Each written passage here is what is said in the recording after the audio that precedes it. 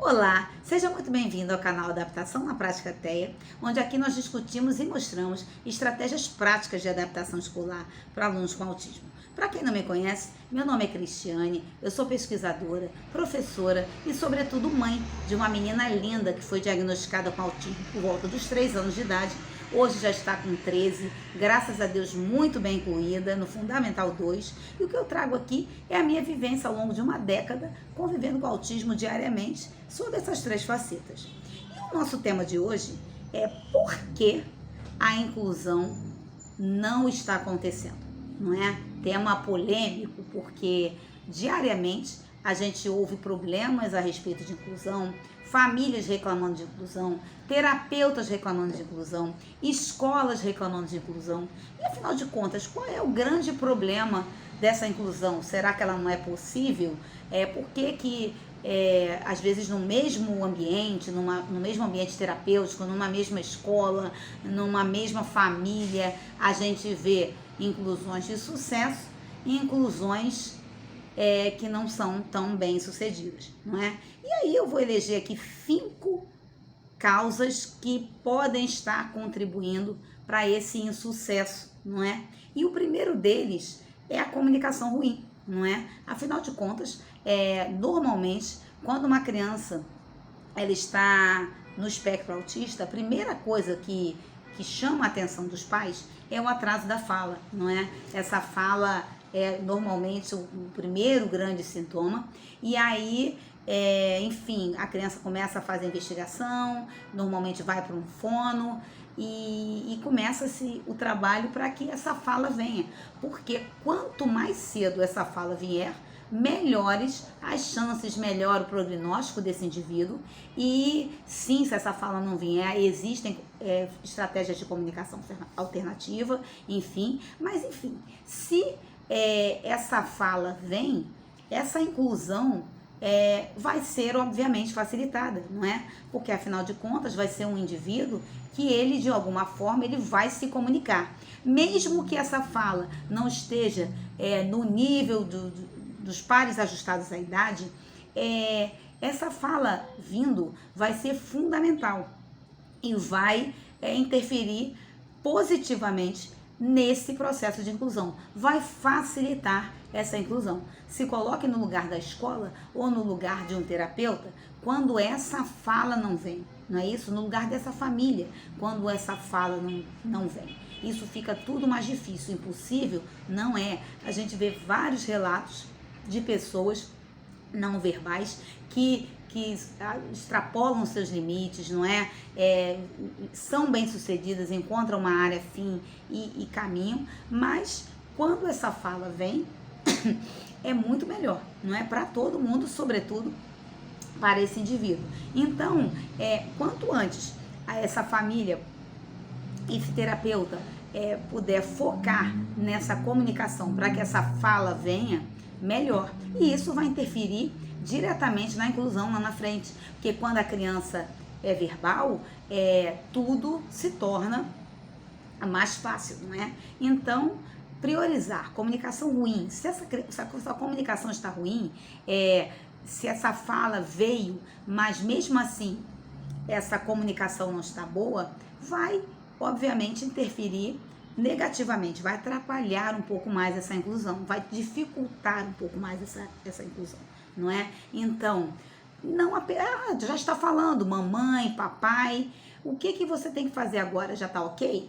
Não, você tem que evoluir essa fala para a descrição, para o relato, para o diálogo, para a conversa, não é? Sobretudo para a proteção da própria criança, não é? Afinal de contas, se uma criança minimamente diz o que acontece consigo, né, ela se protege, não é? Então, vai diminuir essa vulnerabilidade, não é? Então, minimamente dizer, olha o que você está sentindo, você está bem, você quer ir, você não quer. Então, quando essa comunicação, essa fala e, sobretudo, essa comunicação vão sendo desenvolvidas, você tem grandes chances de ter uma inclusão mais próxima de você, porque essa comunicação já está sendo trabalhada e sendo estabelecida e evoluída, sobretudo, ok?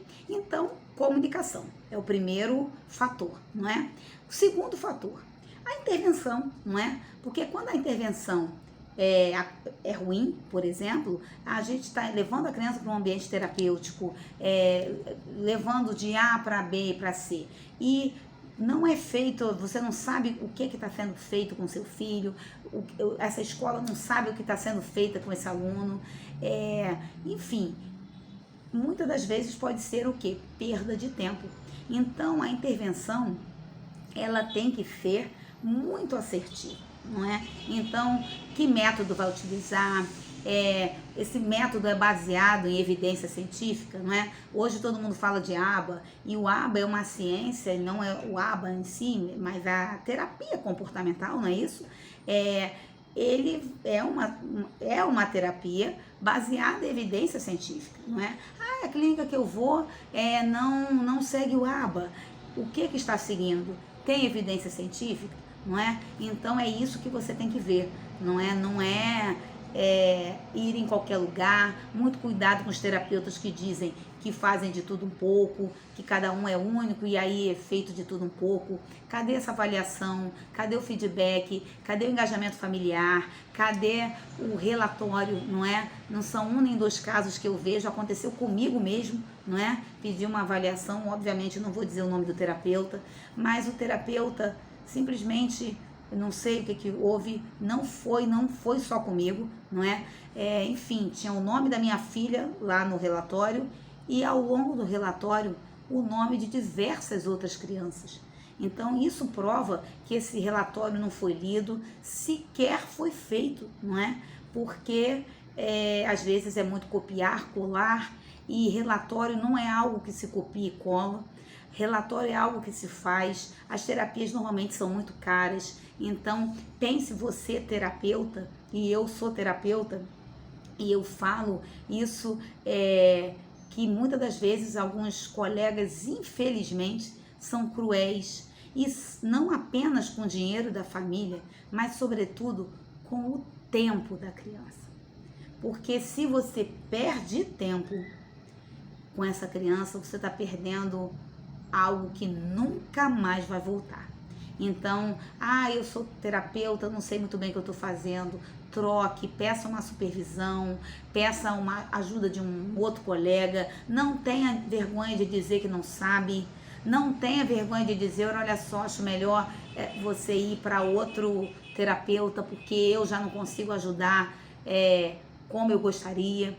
Seja sincero, não é? E você, família, preste atenção nisso, porque o terapeuta ele tem que te chamar, ele tem que te dar feedback, ele tem que te avaliar, ele tem que avaliar o seu filho, ele precisa traçar metas e objetivos plausíveis, possíveis, não é? E não apenas fazer o seu filho ficar, por exemplo, numa clínica, às vezes a tarde inteira, e sem uma avaliação criteriosa do que está sendo feito e aonde se quer chegar, não é? Volto a dizer, o tempo é uma variável cruel, não é? E vai ser fundamental o manejo do tempo para a aquisição de certas habilidades e vai interferir diretamente na inclusão. Se a criança está perdendo tempo, né, em alguma terapia que às vezes não esteja sendo efetiva, isso vai interferir diretamente, não só na sua vida, na sua autonomia, mas também na inclusão, que é a nossa questão aqui. Então, comunicação ruim. Se a intervenção estiver ruim também, já são 2 fatores aí contra essa inclusão, não é? E aí, o terceiro fator vai ser, por exemplo, né, voltando ainda à questão da intervenção, eu gosto muito, e aí eu sou muito fã da terapia comportamental, não apenas porque eu sou fã, não apenas pela minha formação comportamental, mas sobretudo porque quando você tem, por exemplo, pelo nome diz a avaliação comportamental, o que ela faz? Ela mapeia o que antecede e a consequência de certos comportamentos, não é? E aí, por exemplo, a criança tem medo de barulho, não é? Se a criança tem medo de barulho, e existem várias estratégias para a gente fazer, por exemplo, essa dessensibilização, não é? E é algo que vai ser importantíssimo ser trabalhado para a criança entrar na escola. Então, e trabalhar isso no ambiente terapêutico vai ser fundamental para a criança ter sucesso na inclusão. Outra variável, outra questão que pode ser trabalhada no ambiente terapêutico para preparar a criança para ir para a escola, por exemplo, o tempo de mesa, não é? Então, a criança ela vai aprender no 1 a 1, na terapia ou até em grupo, aumentar esse tempo de mesa, sustentar esse tempo de mesa, não é? Lembrando que o tempo de mesa, que é o tempo que a criança fica sentada fazendo determinada atividade, vai ter grande interferência da própria adaptação em si, não é? Eu costumo sempre dizer que se você pode até gostar de certa matéria, mas se ela está num nível muito acima do que você consegue, você quer sair dessa atividade. E se a atividade está dentro do seu nível, aí sim você consegue. Mas, enfim, independente de adaptação, antes de se pensar em adaptação, o tempo de mesa, não é? E aí existem aqueles pré-requisitos de alfabetização e o tempo de mesa vai estar incluído neles, né? Aqueles pré-requisitos pedagógicos. E aí não tem como você pensar, por exemplo, uma criança entrar no Fundamental 1 se ela não está com isso bem estabelecido ou minimamente encaminhado. Então, fazer esses treinos que você pode fazer dentro de uma terapia, num ambiente terapêutico, treinos, não é? Serão fundamentais para que essa inclusão possa ir caminhando, não é isso? Porque a inclusão não é, virou, já está incluído, não é, é um ajuste diário, não é?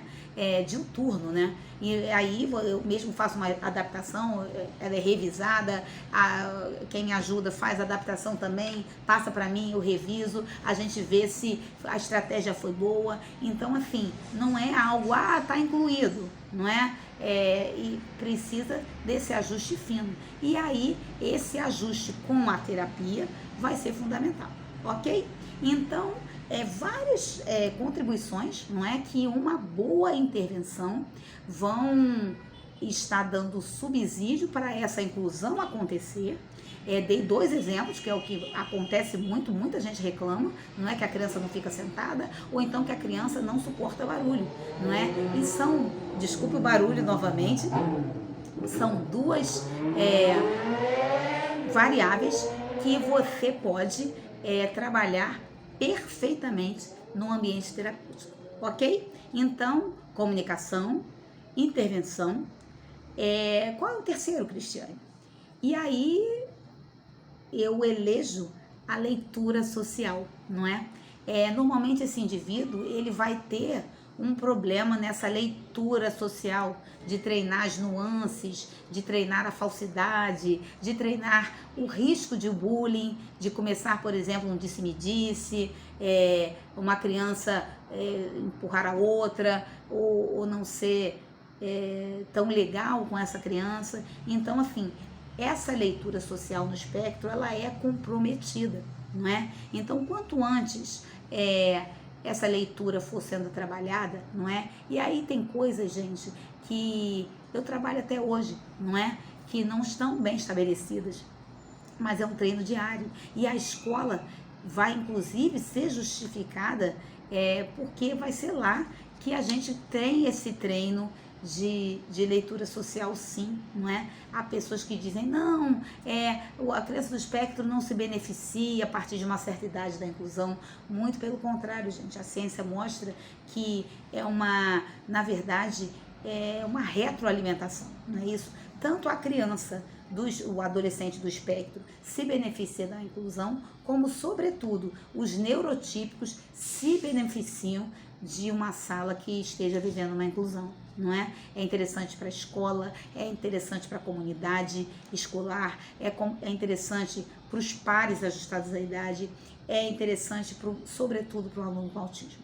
Então, inclusão não é favor, inclusão faz bem a todos, não é? E aí o treino da leitura social, ele pode começar sim, vai começar na escola para a vida, não é? E aí, você poder ensinar essa criança, enfim, tá sentindo que tem um risco, dar opções para ela. Olha, quem você pode procurar uma professora, você pode, enfim, avisar, informar, não é? Sobretudo esse TEA mais leve, não é? E esse TDAH, por exemplo, que às vezes está junto com o TEA, e aí eles se beneficiam muito, eles têm essa leitura social ruim. Então, se essa leitura social, ela permanece ruim, ela não é trabalhada, grandes são as chances da criança estar exposta a riscos, não é? Como bullying, como a solidão, não é? E a outros perigos muito maiores até. Então, ter essa leitura social, melhorá-la, tentá-la colocar essa leitura social como meta, vai ser fundamental para que essa inclusão possa acontecer. É de um dia para o outro, com um mês de terapia? Não. A leitura social é um tendão de Aquiles do espectro. Só que quando você estrutura, quando você adapta, quando você acredita, grandes são as chances de você ter sucesso nesse tipo de ensino. Acredite sempre, acredite familiar quando senta do lado do filho e mostra, por exemplo, um vídeo de uma situação de bullying, de uma situação, até um desenho animado, não é? Que você pode mostrar o que está acontecendo e que, olha, isso não é legal, se isso estiver acontecendo na escola, avise alguém, enfim. Tantas formas que você pode trabalhar essa melhora da leitura social no ambiente terapêutico, tem aqueles cartões de habilidade social, situações, videomodulação também, e na própria escola em si, não é? Quando você tem uma equipe que esteja de olho nessa criança, não é? Tanto para protegê-la quanto para ensiná-la. Então, vai interferir diretamente no próximo fator que eu vou falar, mas você ter um mediador esperto, perspicaz, não é? E no vídeo de mediador eu falei muito disso aqui. O mediador, se tem uma hora que o mediador não pode descansar, é na hora do recreio, não é? A hora do recreio que é a hora que você vai ver os pares ajustados à idade, como eles tratam essa criança do espectro, esse aluno do espectro, e vice-versa, não é? Dar condições, dar ferramentas para esse aluno, esse indivíduo do espectro, saber se defender, não é? Acredite sempre. E como é que alguém aprende? Quando a gente ensina, não é? Então, se a leitura social está ruim e permanece ruim, à medida que os anos escolares vão passando, mais difícil se torna essa inclusão, ok? E aí, o meu quarto fator vai ser o quê? A mediação ruim, não é? E aí eu tenho um vídeo mandando um abraço para as mediadoras que eu conheço, para quem entra nessa área e se dedica, não é? Um grande abraço às mediadoras, tantas que eu conheço, não é? E aí, Cristiane, a mediação ruim vai interferir na inclusão? Vai. E eu vou dar vários motivos aqui. A primeira e fundamental é que o mediador, ele tem que ser, como eu acabei de dizer, aquela pessoa perspicaz. Então, se o mediador, por exemplo, é aquela pessoa que entra na escola, às vezes perdeu uma turma, não é? Tem essas coisas assim, não é? Enfim, não tem para onde ir, aí colocaram lá para mediar alguém, já está tudo errado, não é? Porque o que acontece? O mediador, ele não é babá. O mediador, ele não é segurança. O mediador, ele não é vigia. O mediador é mediador. E como o nome diz, né? Vocês aí, tem muita gente que me segue e que assiste meus vídeos que é de humanas, não é? O que é mediar, né? Intervir, intermediar, não é? E aí, o que é isso? É fazer pela pessoa? Não. É dar recursos para ela fazer, não é? E aí, em todas as áreas, não é? E aí, falando, por exemplo, da área pedagógica, essa criança está escrevendo e ainda não escreve bem, ensiná-la a ir escrevendo, e aí eu gosto muito da hierarquia, de lembrar aos mediadores a hierarquia de dicas. Tudo que você faz ou se propõe a fazer ou ajudar, você tenha como meta ir desmamando essa ajuda, não é isso? Para a criança ter autonomia. Então, pensar sim em ajuda total, inicialmente, muitas das vezes, ajuda parcial, até sem ajuda, não é? Então, inicialmente, por exemplo, a criança não pega no lápis, então que você pegue até junto com ela para dar a modelagem. Depois uma atuação mais parcial, de repente ela copiar um pedaço e você está do lado copiando de outro, não é? Incentivando-a, elogiando-a, as letras que você vê. E quem está com uma criança diariamente sabe a letra que ela é boa, a letra que ela tem dificuldade. Quando ela vai escrever a palavra, um bom mediador, ele sabe, não é? Se a criança vai escrevê-la corretamente, palavras com 2 S, palavras com S ou Z, não é? Então você dar esse subsídio, e à medida que essa mediação for evoluindo, essa ajuda for sendo cada vez, vai sendo cada vez mais minimizada, não é isso? Então, se o mediador é bom, a gente tem só evolução. Mas quando o mediador é ruim, pode atrapalhar muito a inclusão. Então, se é um mediador, por exemplo, que deixa a criança para lá, sai, some, tem 20 mil atividades dentro da escola, se é alguém, enfim, e aí eu nem vou me ater a tantos erros que o mediador pode cometer, mas 2 principais é não estar presente socialmente. E aí, presente socialmente não é do lado da criança, já falei aqui, que não precisa ser babá, tem que ser o quê? Estar atento. Sobretudo, muito atento ao que está acontecendo à volta. Ser o olho que a criança não é, perceber o que a criança ainda não percebe, e é justamente por isso que você está ali. E a outra grande questão, e aí não é apenas por uma postura profissional, não é? Mas também pela questão da formação, não é? À medida que os anos escolares vão avançando, eu defendo muito isso aqui, e a prática vai mostrando isso também, o perfil desse mediador, a formação desse mediador, não é? E aí, normalmente, os mediadores, quando eles são lá do inicial, não é? Quando é do pré, ou então no início do Fundamental 1, você até vê esse perfil, que são auxiliares, que aí fizeram curso de mediação e viraram mediadoras, e até aí tudo bem, não é? Mas o que acontece é que à medida que os anos escolares vão passando, a gente vê muito a dificuldade dos assuntos, não é, pedagógicos aumentar, não é? Afinal de contas, no 4º ano, você já tem mais de 5 matérias, não é? Eu tenho 44 anos, me denuncio aqui, no meu Fundamental 1, que era o antigo primário, não é? Eu tinha 4 matérias. Eu tinha português, matemática, estudos sociais e ciências, não é?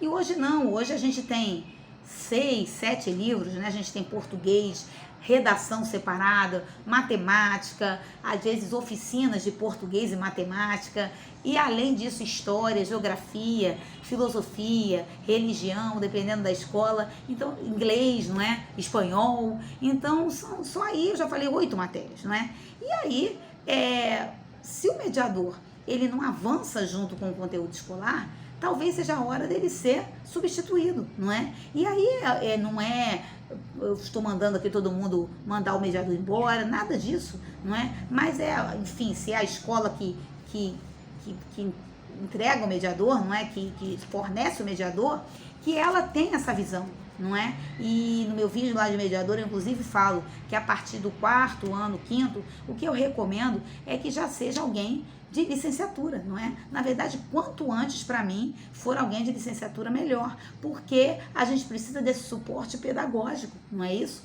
E se a escola fosse só para socializar, não precisava ir para a escola, não é? A gente está ali tentando que a criança tenha aprendizado, não é? E aí, se você tem esse suporte pedagógico mais assertivo, no 1 a 1, no turno escolar, você aproveita esse turno escolar muito mais. Então, ser um professor de Fundamental 1, não é? Ou então, se já está lá no 6º, 7º, 8º ano, Fundamental 2 em si, com certeza alguém de licenciatura, pelo menos de uma das licenciaturas, não é isso? Para poder trocar com outro de outra licenciatura.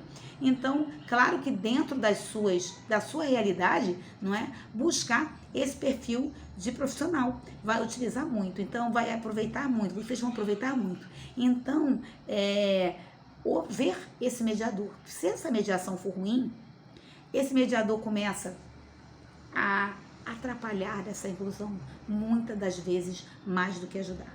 E aí, duas formas de você avaliar esse mediador. A primeira é ver se ele é perspicaz. E a segunda, ver se à medida que os anos escolares estão passando, se ele está conseguindo dar conta.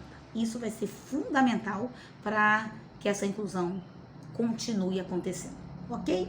E por último, e aí é o que mais me dá dó, não é? E vou contar inclusive a minha experiência pessoal e inclusive o meu agradecimento a quem me ajudou nessa questão, que foi, eu acho que a virada da chave da minha vida e da vida da minha filha, que foi a alfabetização, não é? E se essa alfabetização não vem, ou ela é ruim, grandes chances dessa inclusão não acontecer, não é? Eu visito muito clínica, eu visito muito ambiente terapêutico, escola, não é? Conheço muitas famílias com crianças e adolescentes no espectro. E o que eu percebo, e isso está sendo cada vez mais comum, é que quando não existe, enfim, essa alfabetização, essa inclusão acaba não acontecendo, não é? Chega no final do Fundamental 1, primeiro a criança vai até o 3º ano indo, não é? Depois disso, no 4º e no 5º anos, às vezes ela fica fora de sala e aí não é feito um trabalho de suporte para que essa alfabetização aconteça. Aí quando chega no 5º ano, a mãe vai lá, faz a formatura da criança e se essa criança não está alfabetizada, eu quase não vejo mais essas crianças entrarem no Fundamental 2. E sinceramente é algo cruel, não é? Porque são famílias muitas das vezes que já fizeram de tudo, não é isso? Então andam A, B e C para um lado e para o outro, muitas das vezes achando que a terapia está dando esse suporte de alfabetização. E aí eu quero esclarecer primeiro que terapia é terapia, não é? E reforço e suporte para que essa alfabetização aconteça, normalmente não é feito no ambiente terapêutico, não é? E aí a gente costuma, e eu vou falar como mãe, não é? Porque às vezes você leva o filho para uma terapia achando que lá ele vai alfabetizar, não é? Que, enfim, claro que existe muita apresentação das imagens, das figuras, das letras e tudo mais, dando suporte sim a essa alfabetização, mas aquele trabalho diário, diuturno, de alfabetização, muitas das vezes não está acontecendo, não é isso? E aí junta com essa questão de a inclusão é da escola, e aí se coloca tudo na mão da escola, e aí eu falo muito de trinômio, parceria escola, família e terapia, e essa criança ainda vai para a escola e o trabalho não chega, então assim, a criança não vai alfabetizando, fica muito tempo fora de casa, quando chega em casa a família está exausta, que já foi para A, B e C, e aí acaba o que acontecendo? A inclusão sendo deixada de lado, e isso eu falo assim com dor no coração, porque são famílias que poderiam estar vendo uma história, por exemplo, como a minha, não é? Comigo, particularmente, aconteceu o seguinte, não é? Eu levava a minha filha para terapia, e aí nunca tem dinheiro para pagar tudo, não é isso? Mas a gente tira de onde a gente não tem para pagar, para poder intervir, para tudo, não é isso? Eu sempre tive o cuidado de procurar terapeutas, enfim, o mais assertivo possível, mas isso não é uma tarefa fácil, infelizmente, não é isso?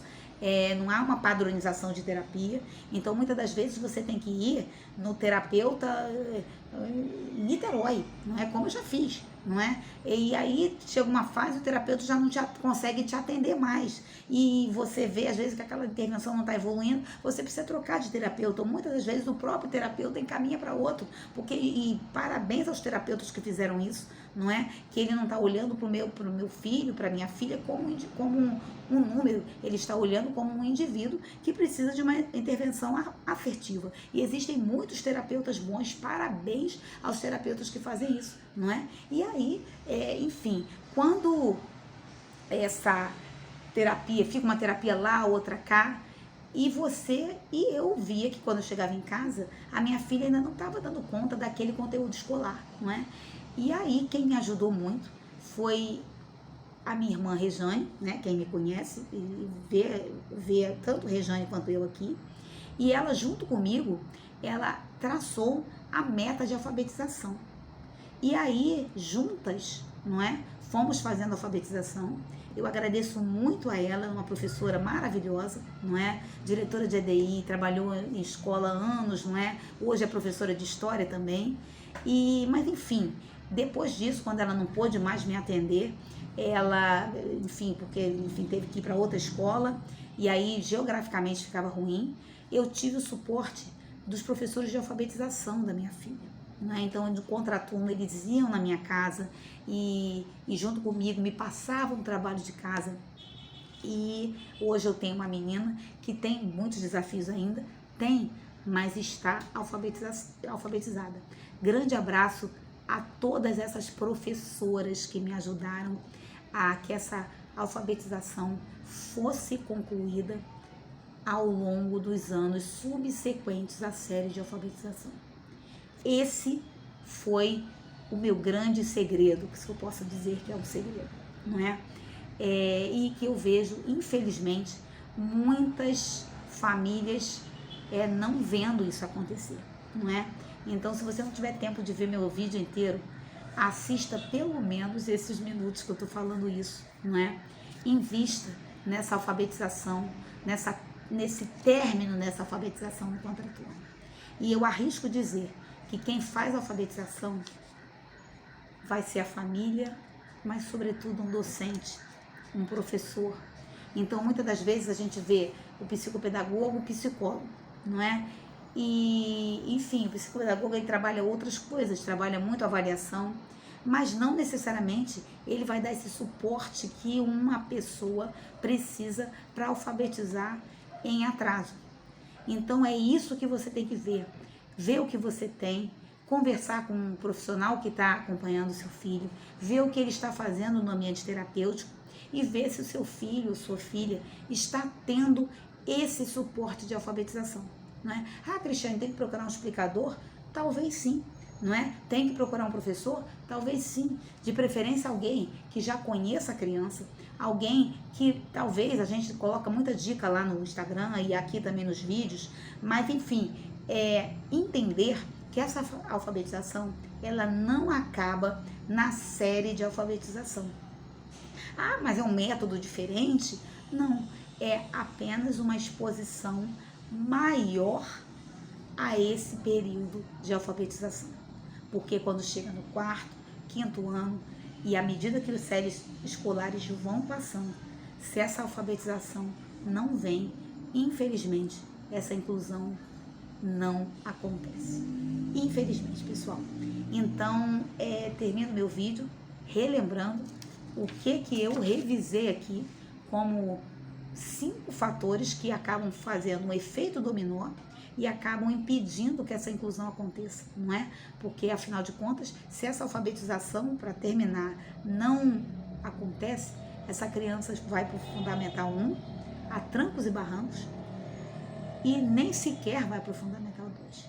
E isso é muito cruel. Muito cruel. Pense nisso.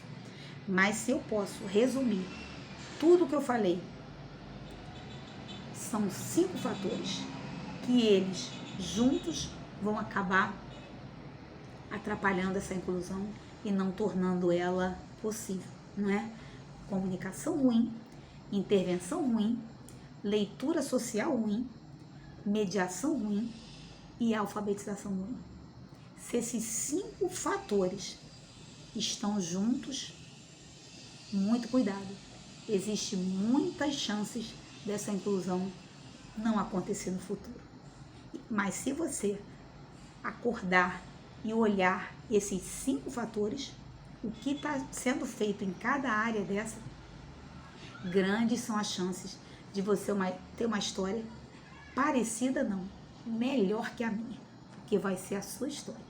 Tem uma menina que hoje está no Fundamental 2, indo para a interpretação. Estou muito feliz, vocês veem o que eu posto lá.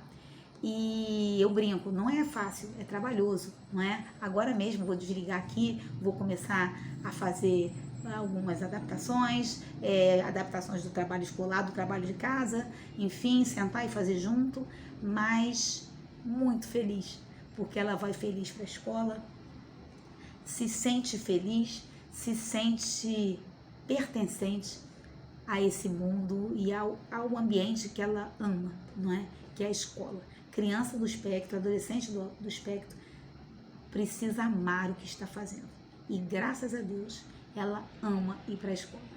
E isso se deve muito ao suporte que a gente deu para que ela pudesse ver a escola como um ambiente agradável. Ok? Grande abraço. Fiquem com Deus.